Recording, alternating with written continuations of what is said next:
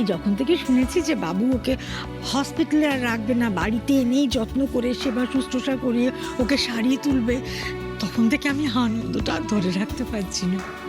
খালি ভাবছি ওরা কখন আসবে কখন আসবে, দুটিকে আদর যত্ন করে একটু নিজের হাতে খাইয়ে দেবো।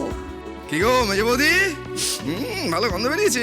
আজই তো মনে হচ্ছে পৃথিবীর সমস্ত সুস্বাদু খাবার তৈরি হয়ে যাবে না? হ্যাঁ, তৈরি তো হয়েও গেছে, কিন্তু আমাদের ভাগ্যে তো জুটবে না, জুটবে তো ওই বাবুর আর বাবুর বউয়ের ভাগ্যে। কি শুনলি মেজো, তোর বরটা কি হিংসুটে রে। একদম ঠিক বলেছো, ভীষণ হিংসুটে। এই যে শোনো, তোমরা পুরুষরা বুঝবেটা কি? সন্তানের কিছু হলে মাদের মনের কি অবস্থা হয় সেটা জানো?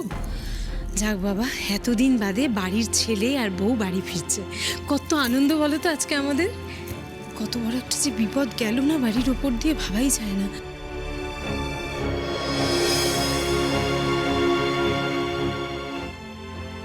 ও ছোটা বাবু, কিছু খবর পেলে? বাবু ফড়িংকে নিয়ে হসপিটাল থেকে বেরোলো? এই তো একটু আগে ফোন করেছিলাম, ওরা অন দ্য ওয়ে, এক্ষুনি চলে আসবে।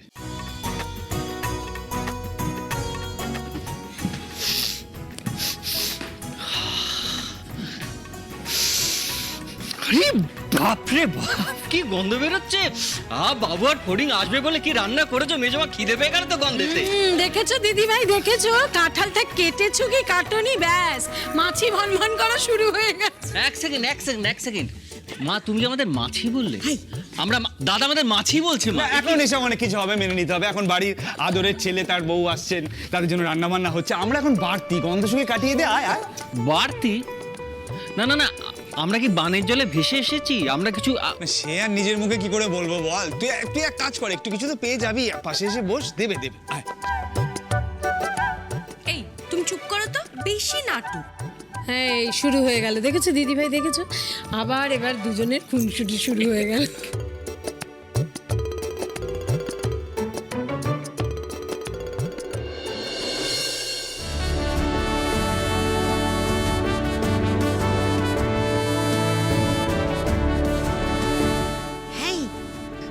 দেখ, বাবু ফড়িংকে নিয়ে আসছে। চল চল চল। ফড়িং কি রে, ওকে আনতে কোনো অসুবিধা হয়নি তো? আমি বারবার বললাম তোকে যাই।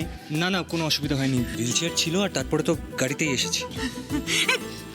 তারা তোরা এক্ষুনি ঢুকে পড়ছিস কি? ঢুকবি না মেজো বৌমা। কি? তারা ওরে বাপরে, না ধরো। এতদিন পর আমার ছেলে বাড়িতে এলো। আমার বউটা প্রাণের পরোয়া না করে আমার ছেলেটাকে বাঁচালো। দুজনকে একটু বরণ করবো না?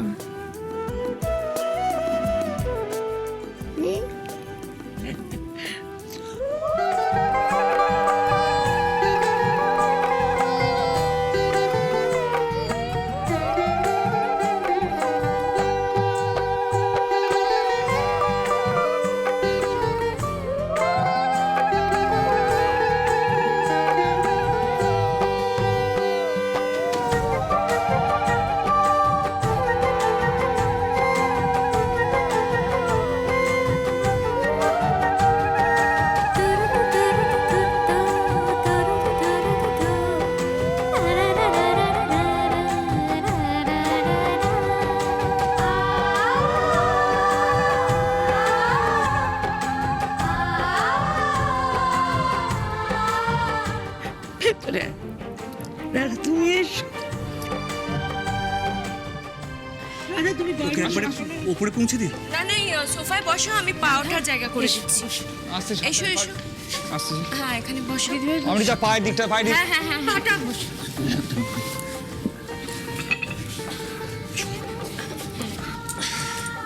ঠিক আছে, হ্যাঁ ঠিক আছে। রাধা, আমাদের ক্ষমা করো, তোমাকে জানাতে পারিনি। তোমার মেয়েটাই বারণ করেছিল, তুমি কষ্ট পাবে বলে, চিন্তা করবে বলে।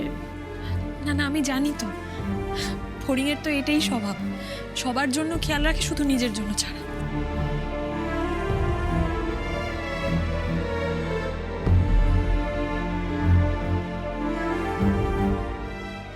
কাঁদছো কেন মা? তোমার ছেলে তো ফিরে এসছে। তুমি ওর জন্য রান্না বান্না করনি? হ্যাঁ রে মা, করেছি তো। তোদের সবার জন্য রান্না বান্না করেছি, কিন্তু তুই যা করেছিস মা,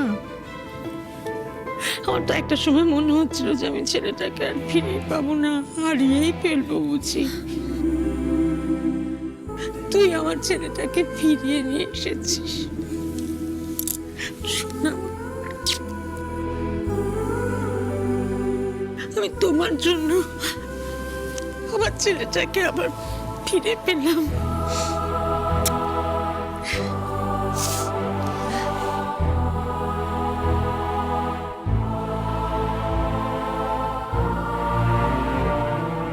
মেজো বৌমা,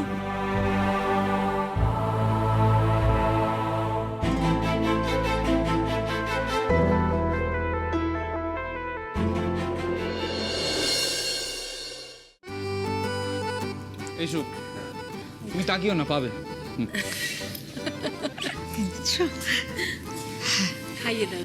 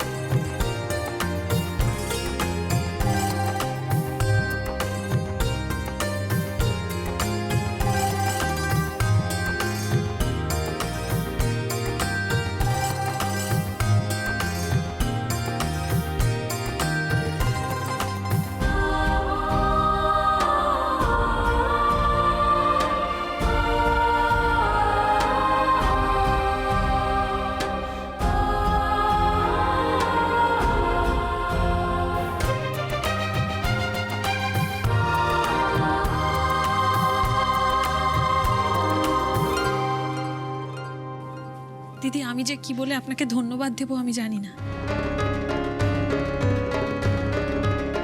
আজ আমি নিশ্চিন্ত হলাম। আমি জানি যে আমি যদি মরেও যাই, আমি যদি না থাকি, তাহলেও আমার মেয়েটা এই বাড়িতে ভালো থাকবে। দেখো, এই আবার কেমন কথা রাধা?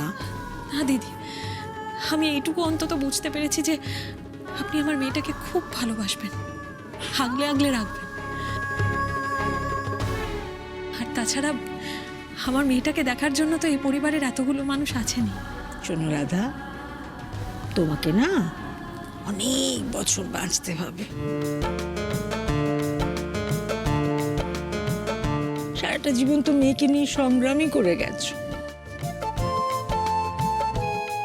এখন তোমার মেয়ের উন্নতির দিন, সুখের সময়। এই সময় তোমায় ওর পাশে না থাকলে চলবে? যদি বুঝতে পারছি না ফড়িং এই পানি কি করে ন্যাশনাল খেলবে, কি করে রেডি হবে। তুমি চিন্তা করো না মা, ফড়িং ঠিক ন্যাশনাল খেলবে। তার জন্য যা যা করার দরকার আমি সবটা করব। বেস্ট ডাক্তার দেখাবো।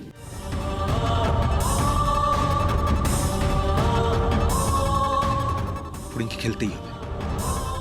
ফড়িংয়ের পা আমি ঠিক সারিয়ে তুলব, ও ঠিক খেলবে।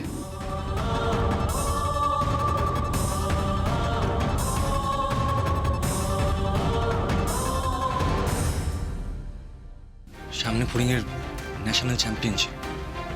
ফড়িং কি করে এই অবস্থায় খেলবে আমি তো কিছুই বুঝতে পারছি না। আমি ঠিক খেলতে পারবো, তুমি দেখো। কদিনের তো ব্যাপার, আমি আবার দাঁড়াবো, আবার খেলতে পারবো, তুমি দেখে নিও। ফড়িং, তোর নীলম মামা এসছেন নিচে।